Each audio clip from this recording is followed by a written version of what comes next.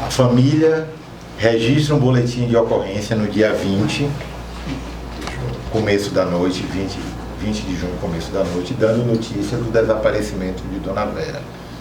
No dia seguinte é realizada uma perícia de local. Há indicativo de ação violenta dentro do apartamento. Começamos uma investigação criminal. No dia 25 de junho, é informado pelo SICOM que na zona rural do Japu foi encontrado restos de uma ossada. A Polícia Civil de Itabuna dá um alerta para a Polícia Civil de Ilhéus com a foto de Dona Vera sob a perspectiva daquele lapso de tempo de se encontrar um corpo feminino. Há uma resposta que se tratava de uma ossada humana. Continuamos com a investigação. Dia 28 de junho, o que era um desaparecimento violento, havia um crime anterior, se transforma em uma extorsão mediante sequestro, aonde um homem não identificado efetua um contato com a família, indica um local na BR-101, aonde estaria pertences de Dona Vera, que indicariam que a mesma estava mediante cárcere privado.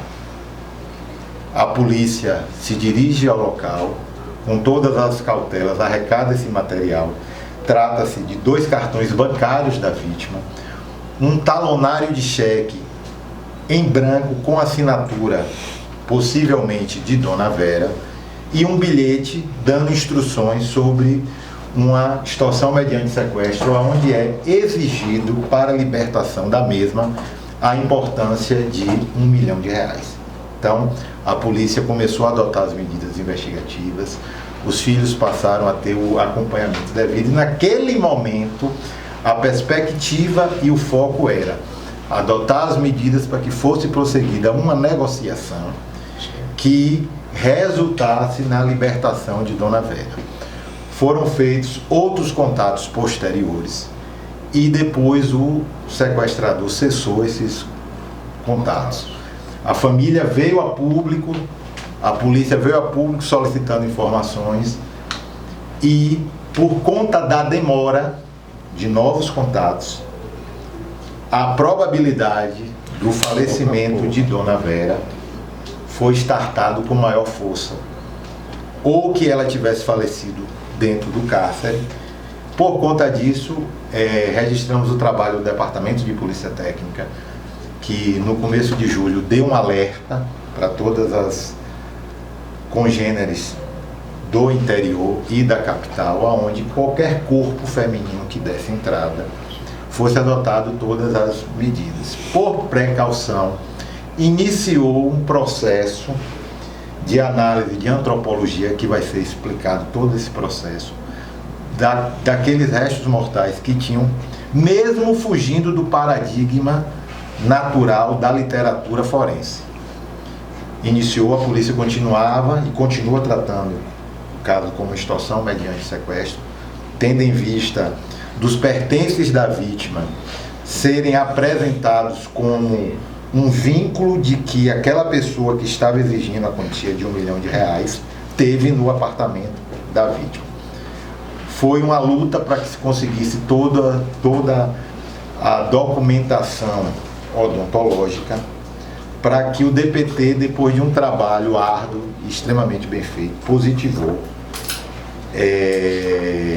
os restos mortais de Dona Vera. Hoje, a Polícia Civil, junto do Departamento de Polícia Técnica, esteve no local, fez uma nova perícia no local, coletando possíveis elementos de prova, e estamos diante de uma extorsão mediante sequestro com resultado morte.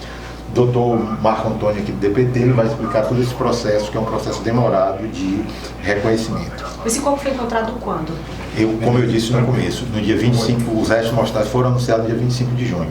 Anunciados, foram coletados. O padrão não conferia com o tempo, porque ela desapareceu a partir do dia 20, então 5 dias depois. Não há registro na medicina legal de um processo de esqueletização tão rápido. Nós estamos diante de uma perícia dificílima, né? Uma perícia muito improvável, uma situação muito improvável, porém não impossível.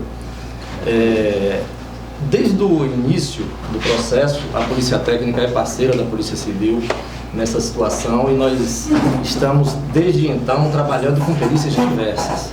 O que foi encontrado e a dificuldade em se fazer a identificação, até mesmo porque o espaço de tempo entre o desaparecimento e o encontro dessa ossada foi muito reduzido, então nós tínhamos um cadáver completamente esqueletizado, o que é incompatível com o período de tempo, né, precisado. Bom, nós não temos relatos disso nem mesmo na medicina legal, em livros de medicina legal, mas isso não é impossível. Daí o trabalho árduo, né, de peritos, foram envolvidos pelo menos 5 peritos nessa ação.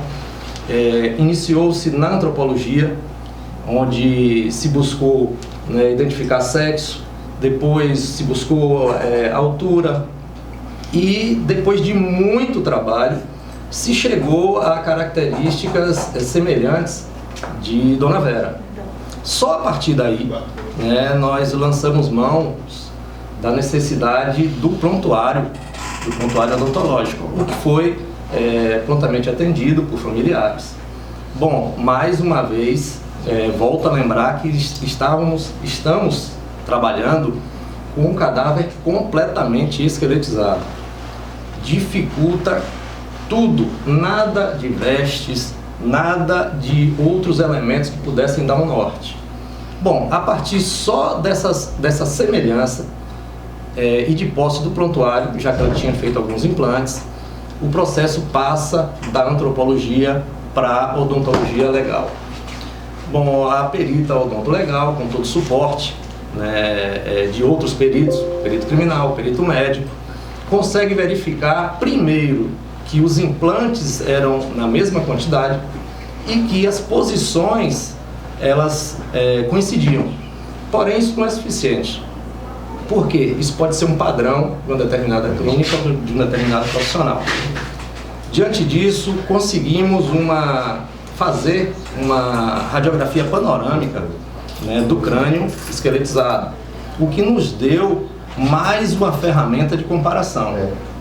E hoje, né, só hoje, nós tivemos 100% de certeza que a ossada está identificada, não há necessidade de lançar mão de outro exame, não é necessário DNA, né, não há hierarquia entre a papiloscopia, a medicina, a odontologia legal e o exame de DNA.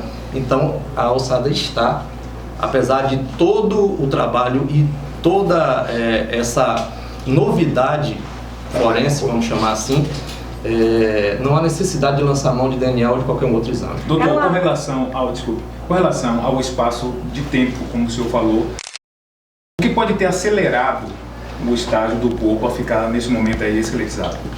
Não trata-se de apenas um ou dois fatores.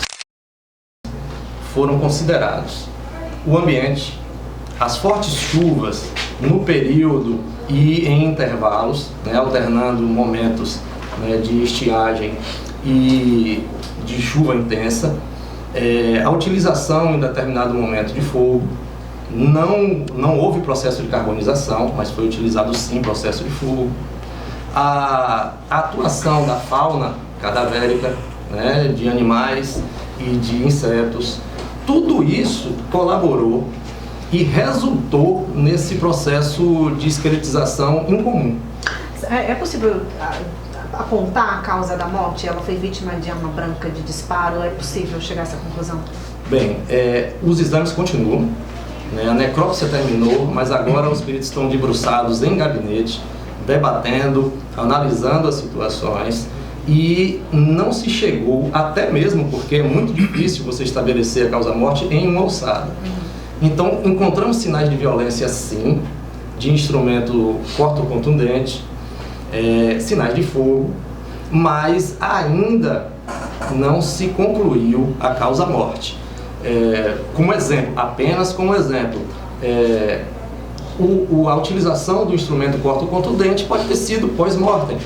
A utilização do fogo pode ter sido para ocultar e dificultar a identificação do cadáver. Então, a causa-morte, ainda não foi estabelecida. Pode ser que seja, sim, é o que nós acreditamos e continuamos trabalhando. Esse processo rápido de esqueleto, há possibilidade de uso de algum produto que não seja o fogo ou da própria natureza? Bom, como eu falei, vários fatores influenciaram. A princípio, nós cogitamos uma digestão ácida, ou seja, traduzindo, a utilização de algum ácido, né, na carne, nos tecidos moles. Isso foi descartado depois de alguns estudos, depois da análise de algumas larvas, né, o envolvimento aí já de mais uma modalidade de perícia, que é a entomologia forense.